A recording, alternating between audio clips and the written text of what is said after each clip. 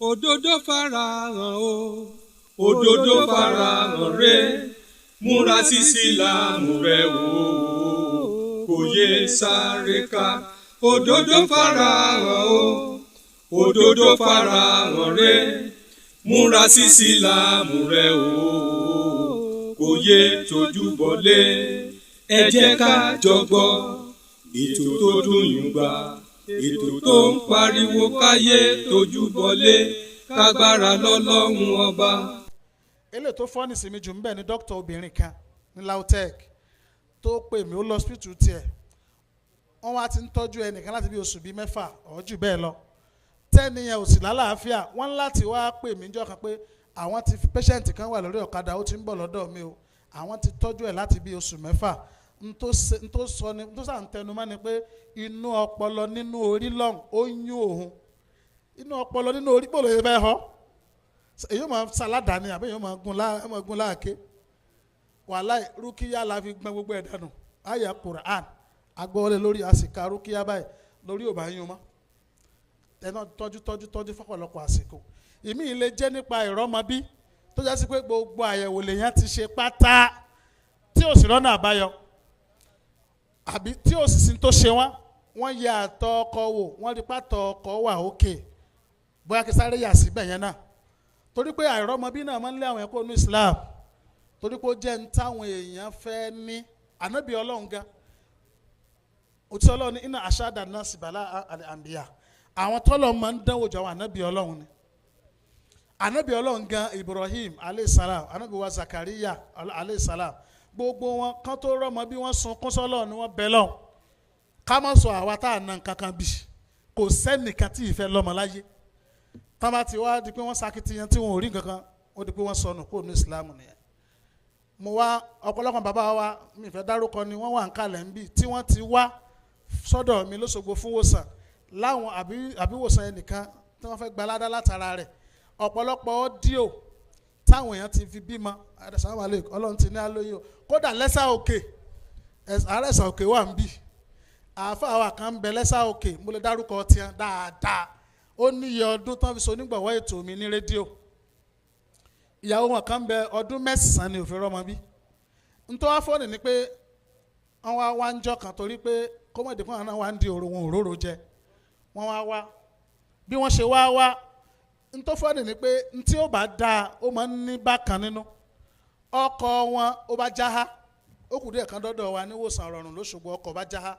wọ́n wá pe àwọn student ó yá wọ́n lọ gbé mọ́tò yẹn ni títí tí wọ́n fi sádọ̀dọ̀ mi ń jọ náà ní tí mo sọ èso bí ọdún bíi 5 or thereabout popular person kan ni wọ́n lẹ́sà òkè gbogbo àwọn èèyàn ló mọ̀ mo wá àwa follow mo fún wọn ní tí mo fẹ́ sọ fún wa yìí a fún wọn wàláhì ìyàwó wọn kò mọ́sù yẹn jẹ nítorí wọ́n fọ́ọ̀nì ni pé lẹ́yìn ọdún 9 ìbejì tún ní ìyàwó wọn yẹn tún bí tekbir kódà mo jẹ ìyẹn débi pé ọjọ́ yẹn mo kọ́ gbabẹ̀ lọ mo wá gbabẹ̀ lọ rédíò mo gba ẹ̀sà òkè lọ sórísun mo fẹ́ pẹ́ dórísun mo ti ń jẹ yẹn mo fẹ́ gbàgbé rédíò program tá a pẹ́ Ayọ̀dèjì àtayọ̀bámi Muslim ni wọ́n ṣùgbọ́n orúkọ tí wọ́n sọ àwọn ọmọ yẹn orúkọ àbísọ wọn nìyẹn ìbejì ni wọ́n bí after 9 years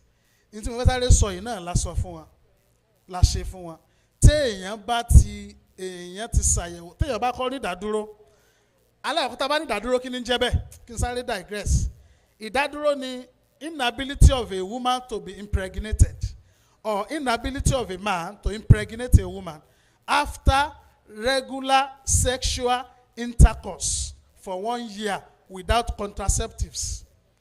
kéèyàn má lè lóyún àbí kọkùnrin má lè fóbìnrin lóyún lẹ́yìn ìbálòpọ̀ gbogbo ìgbà fódìdí ọdún kan láì lo ìfètòsọ́mọ bíbí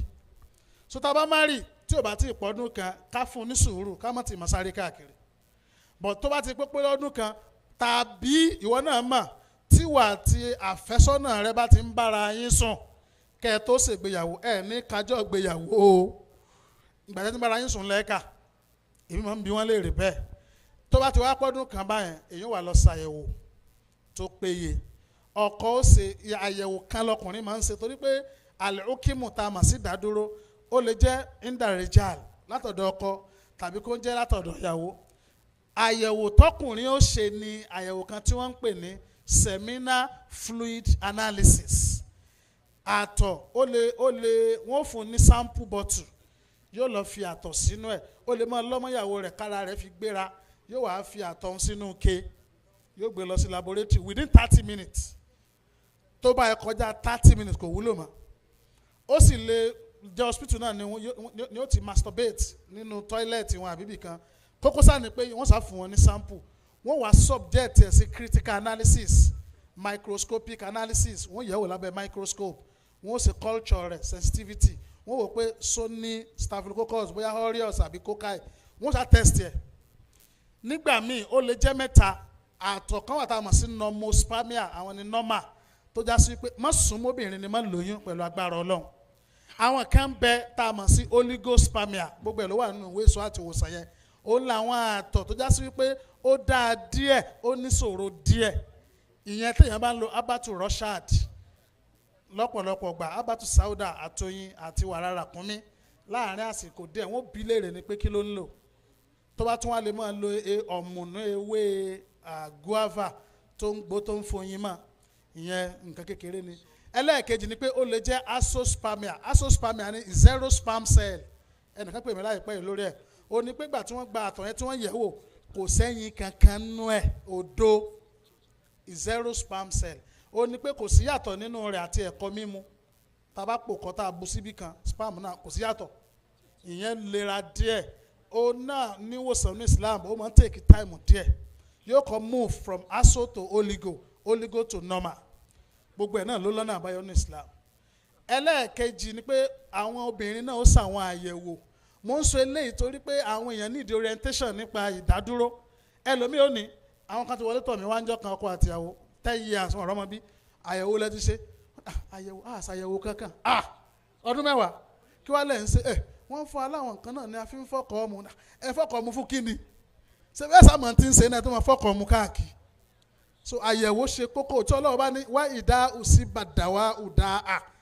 tẹ́ ẹ bá ṣàyẹ̀wò tó gún mọ́ tẹ́ ẹ wá fẹ́ nìkan lóògùn tó lò oògùn wá ṣe déédéé ń tí ń ṣe òjíṣẹ́ Ọlọ́run ní bari àbí idnillahi azza wa jalla òjíṣẹ́ Ọlọ́run ní ẹni yẹn rọ̀ náà àbáyọ pẹ̀lú ògùn Ọlọ́run ó túmọ̀ sí pé ànábì gan fẹ́ ká ṣe investigation ànábì fẹ́ ká ṣe diagnostical investigation ká ṣe ìwádìí tí bá ń ṣe èèyàn kéèyàn tó lóògùn sí. So obìnrin ó ṣe àwọn àyẹ̀wò tí mo fẹ́ sọ yìí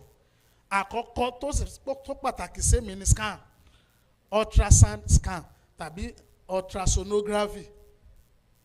ibo ni ó dẹ̀ ṣe pelvic ni ó ṣe odò abẹ́rẹ́ ibi pelvic scan òun la fi tó gbé scan polisi méjì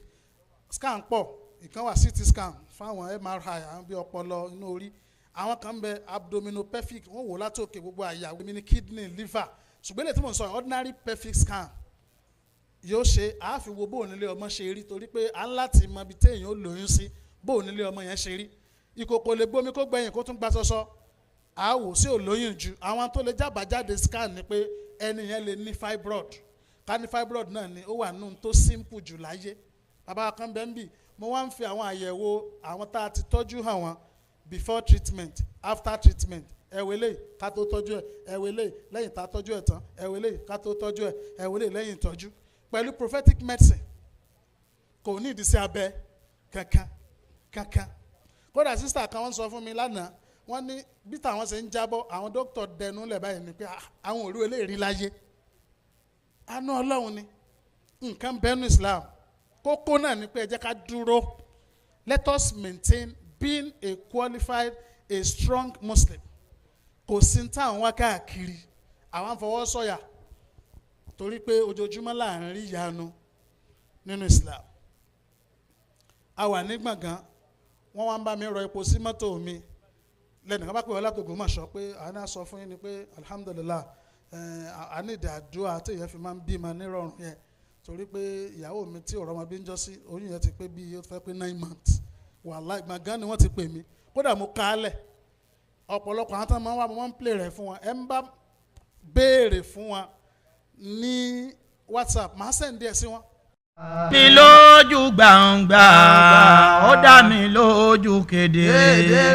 ó dá mi lójú gbàǹgbà ó dá mi lójú kedere látọjọ́ òní lọ tèmi á dayọ̀ ó dá mi lójú gbàǹgbà.